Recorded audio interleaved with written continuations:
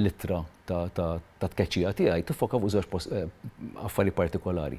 Waħda minnhom kienet li jiena użurpajt il-proprjetà tad-Dunikan, l-iskola ġifieri, u r-referenza possibbli li tista' ssir għal dik hija l-fatt li l-iskola intużat mill-Kummissjoni Elettorali fl-elezzjoni ġenerali li għaddiet. It-tieni punt kien l-idea tal-fatt li jiena murejx rispett biżżejjed lejn l-awtorità. Dawn huma żewġ raġunijiet li ntużaw fil-konfront tiegħi li nħoss li ovvjament huma kompletament inġusti.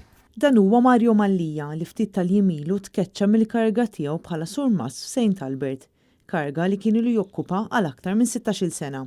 F'intervista li Mario Mallija ta' Net News huwa jgħid li l-problemi bdew jikbru minn sentejn ilu l-hawn. Il-bord ta' tmexxija minn meta nħatar ir-rettur ġdid isu daqs sentejn ilu bej wieħed u ieħor, ħaseb li kellu jwaqqaf bord ta' tmexxija x'imkien lejsen ilu li jiena m'għandi assolutament l-ebda problema li jkun hemm bord ta' tmexxija, m'għandi l-ebda problema li jkun accountable, biss id-diffikultà kienet li dal-bord twaqqaf mingħajr ma kien hemm rappreżentanza tal-komunità tal-kulleġġ innifisha, li r-rettur innifsu kien iċ-chairman ta' dal-bord innifsu, plus li sa ġurnata mqazza tal-lum dal-bord ir-remit tiegħu x'jagħmel suppost jagħmel hu.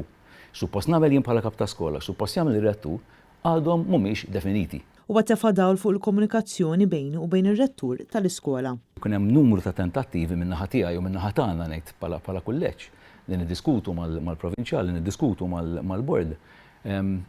Li b'xorta ħażina u bdieqa ngħid li daw it-talbiet ma waslux. U mbagħad ovvjament ġid il-biċċa xogħol. Jiġifieri sa ċertu punt sennejt li jkun hemm iktar sens ta' dialogu. Għax fl-aħħar mill-aħħar bid-dialogu nistgħu naslu x'imkien. B'dat tip ta' pass li ttieħed fil-verità għalaqna l-bibli mhux ftaħnihom.